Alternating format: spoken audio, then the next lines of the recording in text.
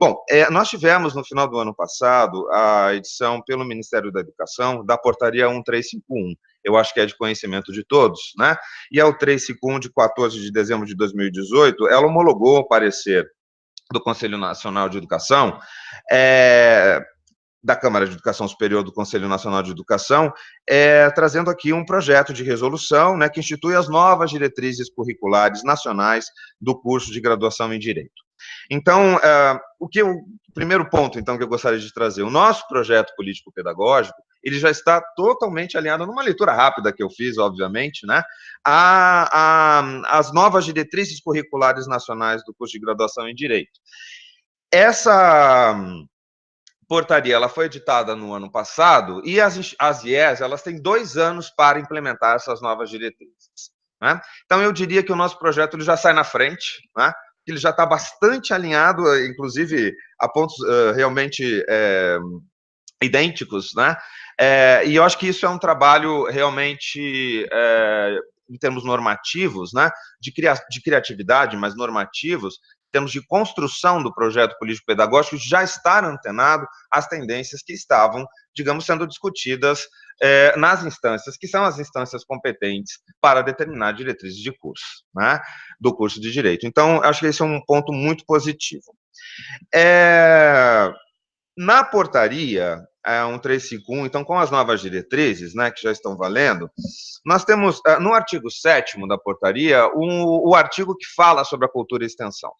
Então, diz lá que o artigo 7º, os cursos deverão estimular, guardem essa palavra estimular, por favor, que eu gostaria de trabalhar um pouquinho com vocês, a realização de atividades curriculares de extensão ou de aproximação profissional que articulem o aprimoramento e a inovação de vivências relativas ao campo de formação, no caso, né, do profissional do direito, podendo também dar oportunidade de ações junto à comunidade ou de caráter social, tais como clínicas e projetos.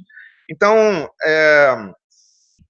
e há um outro ponto também aqui da resolução que nós também contemplamos já aqui na universidade, mas também no curso de Direito, que é o artigo 13. O curso de graduação terá até 20% de sua carga horária destinada às atividades complementares de prática jurídica. E esses 20%, né, até 20%, são integrados por atividades de extensão, podem ser integrados por atividades de extensão e atividades culturais. E aí a gente tem isso já previsto também no nosso projeto político-pedagógico. Então, é um primeiro ponto na linha da base normativa que nós todos temos que lidar, e eu acho que uma coisa importante também no novo projeto pedagógico é a sua autoavaliação, a sua avaliação contínua, né? Em termos de legística, isso é muito importante, quer dizer assim, sempre que há um documento, uma norma, enfim, uma nova norma, é importante que já se estipule uma regra de monitoramento, né, da eficácia e da efetividade dessa regra. Então, na nossa portaria, a senhora quer a incorporação do crédito, de acordo a critério da unidade, para incorporar o crédito de extensão integrada à graduação, poderá ser até 30% da atividade da carga horária total do curso. Então, vai ficar a critério de cada unidade determinar se é 10%, se é 20%, se é 30%. Então, ficou uma margem para critério de cada unidade, cada comissão de graduação da unidade definir. Claro, muito obrigado. Bom, então acho que isso é algo importante para a gente ressaltar, esse processo de autoavaliação, né, para a gente sempre ir aprimorando, né, aquilo que já é bom.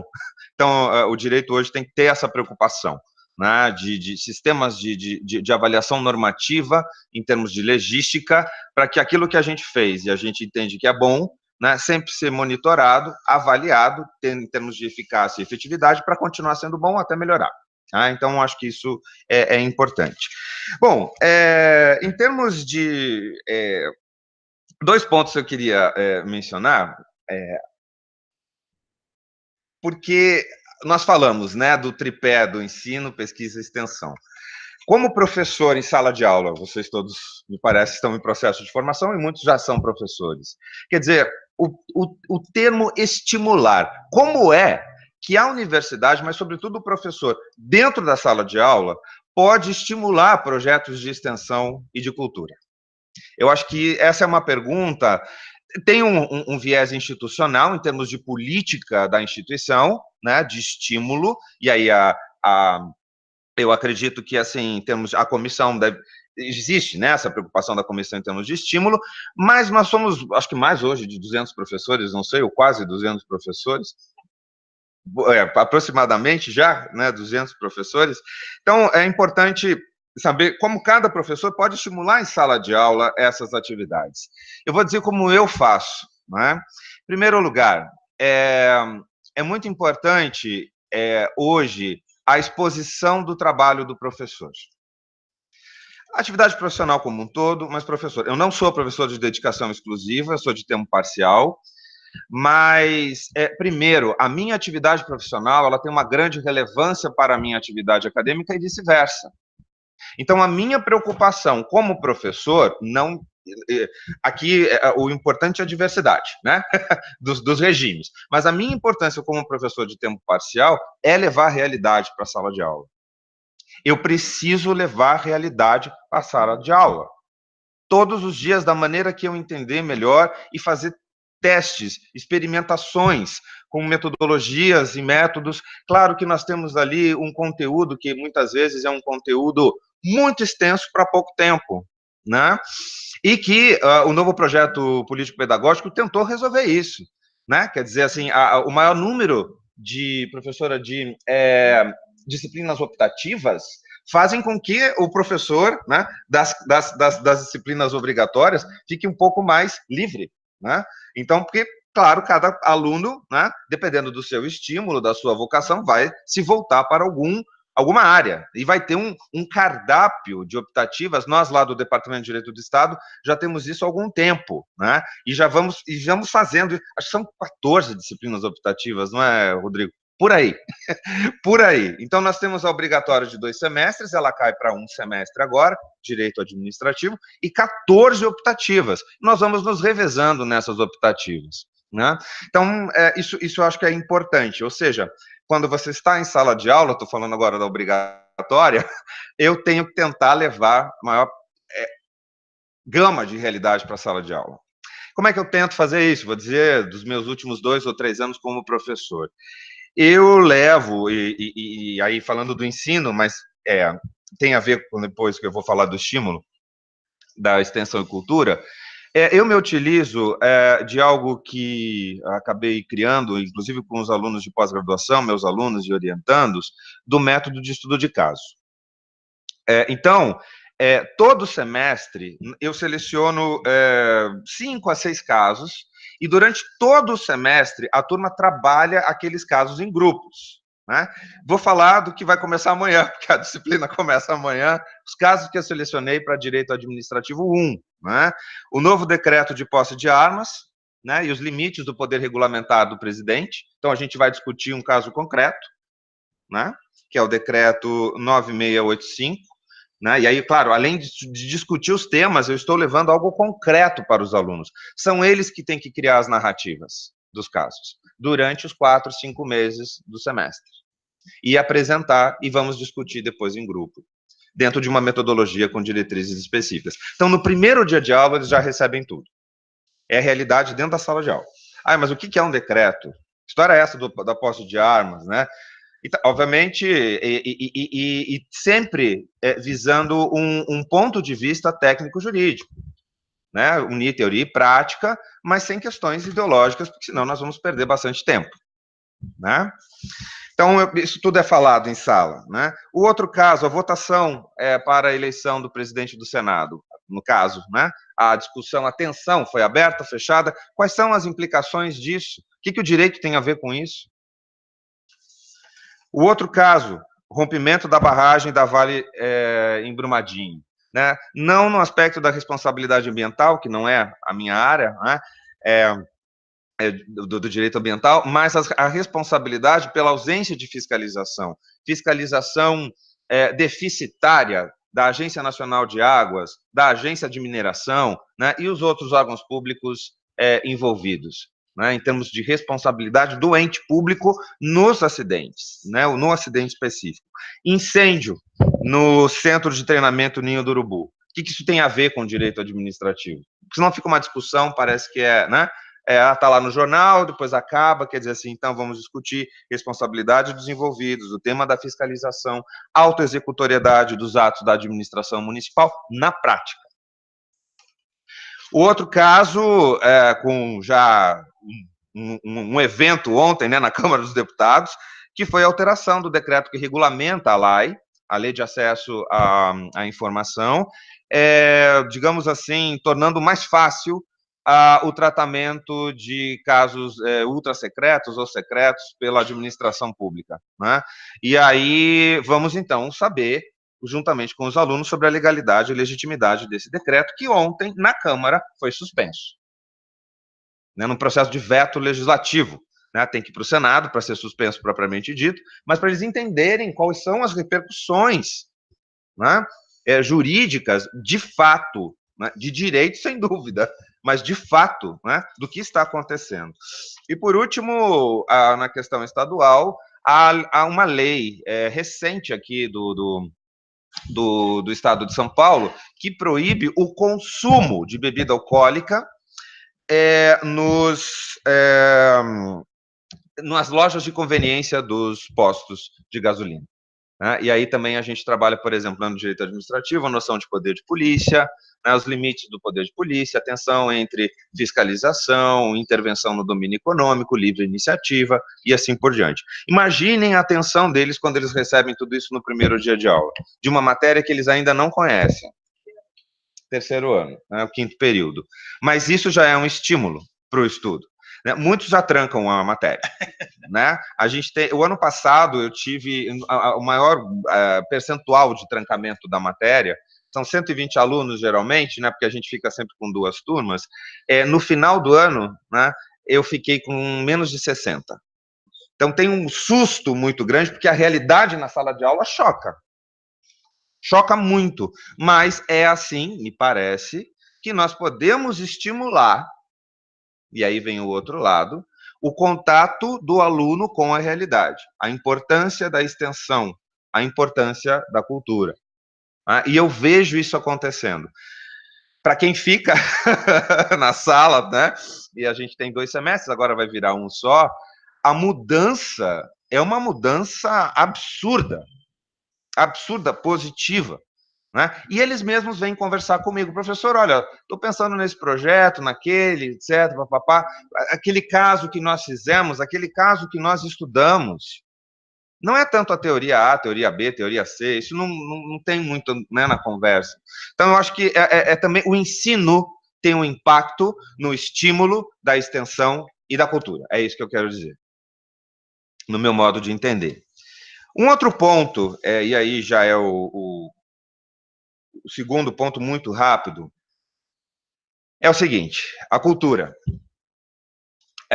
Nós somos quase 200 professores aqui, né, e nós tentamos conviver o máximo, geralmente, essa história de departamento me incomoda muito, né, e eu fui surpreendido, eu sempre tentei inovar, né, e eu me lembro, em 2009, eu acho, 2010, com o professor Carlos Alberto Salles, ele estava estudando, fazendo a tese de livre docência dele, sobre arbitragem, e arbitragem com o poder público. E eu já estava estudando esse tema, já era árbitro, inclusive, né, que é uma área muito nova. E o professor Floriano nos colocou em contato, falou, vocês dois têm que conversar, porque vocês estão estudando a mesma coisa. Né? E nós ficamos muito próximos e falamos assim, vamos lecionar juntos, na pós, vamos criar uma disciplina de arbitragem com o poder público, processo e direito administrativo material. Não existia, à época, disciplinas interdepartamentais na pós-graduação.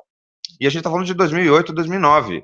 Acho que essa disciplina ela começou a acontecer em 2010. Então, eu estou dizendo que isso também é muito importante. Essa departamentalização, que eu sei, é uma questão cultural, não é só aqui do curso, não estou criticando. Né? E é algo que tem que, aos poucos vai mudando, né? Essa flexibilização para o aluno, ela é muito importante também em termos de extensão e cultura. Sobretudo a de extensão, né? Porque disciplinas, e aí o nosso projeto político-pedagógico já vai nessa linha, disciplinas interdepartamentais na pós ou na graduação estimulam atividades de extensão, né? Porque os debates são mais enriquecidos. né? Eles não são mais vocalizados de uma maneira unilateral dentro daquela disciplina, né?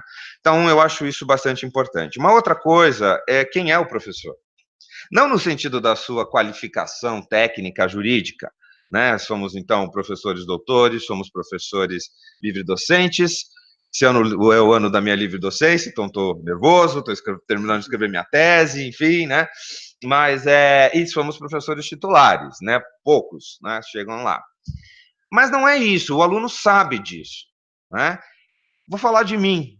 Quer dizer assim, a minha formação, ela não se completou como dupla, mas a minha formação universitária, ela foi de direito e de música clássica. E nós, professores, não nos conhecemos nesse sentido, e os alunos também não nos conhecem. Já que o tema é cultura, qual é, ou qual pode ser, o envolvimento daquele professor na sala de aula que é responsável por aquela matéria jurídica com a cultura? O meu envolvimento com a cultura, e eu converso com os alunos nesse sentido, é voltado à música, né? E a música impactou, não o contrário, a música impactou muito na minha forma de exercer a minha atividade profissional jurídica e também de professor, né? Me lembro que uma das turmas que eu mais gostei, algumas a gente quer esquecer, né? Turmas que passaram, assim, de graduação, geralmente, graças a Deus, são poucas, mas uma das turmas que mais teve impacto, né? A minha atividade tem uns 4, 5 anos já da graduação. Eu sou conhecido por ser muito rígido em sala de aula, não de ordens, né, mas em termos de método, né? Tudo é feito na primeira aula e nós seguimos o que nós acordamos na primeira e última aula, né? Então, isso também é importante, né? Para hoje, o aluno que é muito flexível, né? Quer pensar, tem que estimular, mas tem que ter uma certa ordem, tem que ter uma certa regra. Isso não veio tanto da minha formação jurídica, os meus professores eram muito soltos, né? Vamos dizer assim, né? E veio da música. Porque se eu tinha um recital marcado para novembro, em um ano, né, eu ia tocar, ou música de câmara, e eu ficava olhando borboleta durante 6, 7 meses, 8 meses que antecediam, eu não ia conseguir ter uma performance adequada. Então, a ideia de planejamento, a ideia de estudo, né, isso tudo é muito importante. Isso teve a ver com a cultura, né? Era a minha formação, eu depois deixei, não concluí a formação de pianista clássico por falta de tempo. Eu terminei direito primeiro, tinha trancado a música, faltava 1 ano e meio, não consegui voltar para o curso superior de música. Mas isso me impactou para o resto da minha vida, né? Hoje, inclusive, sou advogado na área da cultura, inclusive nos processos constitucionais do Supremo Tribunal Federal, né? Tenho associações culturais várias que são minhas clientes, e assim por diante. Então, teve impacto a cultura, e de alguma maneira eu tento falar isso, né? Mas uma das turmas que eu mencionei, que foram muito importantes, no meio do semestre, veio um aluno, e ele me procurou e falou assim: professor, com todo respeito, o senhor é bastante rígido, ao mesmo tempo que o senhor traz muito conteúdo, tem todo, né, uma forma de lecionar, e é um pouco diferente essa sua forma de lecionar. Quer dizer, da onde vem? Aí eu falei assim: da onde você acha que vem? Ele falou: eu não sei, o senhor é músico? E eu falei: sou, e você deve ser também. Eu falei: eu sou violinista. E passa um diálogo, né? Mas assim, é importante que o aluno tenha essas referências também, né? Talvez dessa maneira, ele também nos, primeiro como pessoas, né, seres humanos, a gente também vê eles assim, e eu acho que a cultura tem a ver com isso, esse é meu ponto. Se a gente fica muito no técnico jurídico, como vai estimular a cultura? Não vai, não estimula a cultura, sobretudo nos tempos de hoje. Né? Então, eu acho que esse resgate é um resgate em sala de aula. Podemos ter políticas de estímulo, mas o aluno tem que saber quem é aquele professor, quer dizer, o que ele tem de diferente no sentido da sua formação, o que ele pode conversar. Né? É claro que 120 alunos ali, a gente não consegue fazer isso individualmente. Mas eu diria o seguinte: a gente tem que se mostrar mais em sala de aula, não é fácil, muitas vezes, né? E eu acho que as redes sociais hoje, elas auxiliam muito nesse conhecimento também de quem é o professor. O Floriano e o Marcos brincam muito comigo que eu sou, como é que eles falam? Benchmarking para a rede social. Eu já utilizo as redes sociais há muito tempo, inclusive profissionalmente e academicamente. Né? Eu acho que elas têm uma relevância muito grande para a sala de aula. né? LinkedIn, sobretudo, né? O Instagram um pouco, mas o LinkedIn e as outras redes sociais, que são redes sociais mais acadêmicas, né? O Academia, isso tudo estimula muito o aluno, porque hoje essa geração, ela aprende ali, sobretudo. Se você não está ali, você não está. Você é uma imagem. Né? Então, acho que isso tudo tem um estímulo, né, interessante. Bom, para finalizar só, eu fiquei pensando aqui em 3 áreas assim que me parecem hoje, no direito, para mim, né? Claro, considerando até a nova a portaria 1351, né, porque ela cria estímulos e torna obrigatória algumas novas disciplinas. Para mim, quais são as 3 áreas mais importantes hoje para a extensão, porque nós poderíamos estimular, mas aqui é um pensar alto, né? Nós poderíamos estimular no direito, né, para o nosso aluno, para torná-lo, digamos assim, dentro da área de extensão e cultura, na contracultura, eu diria, em termos, né, do nosso momento político, infelizmente, mas que a Universidade de São Paulo tem como cultura, e aí eu acho que é um dado importante, a temática da diversidade, inclusão e cidadania. Eu acho que nós temos que bater muito nessas teclas. Eu acho que nós temos que estimular projetos de extensão e cultura, de diversidade, inclusão e cidadania. Já foi dito isso um pouco também pelo professor Mônaco aqui.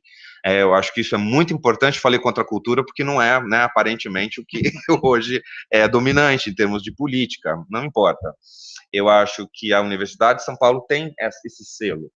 Né? Não só no curso de Direito, em todos os outros, vários outros cursos. E é muito importante que nós possamos trabalhar os projetos de extensão e cultura nessas áreas. Eu acho uma condição sine qua non de sobrevivência democrática.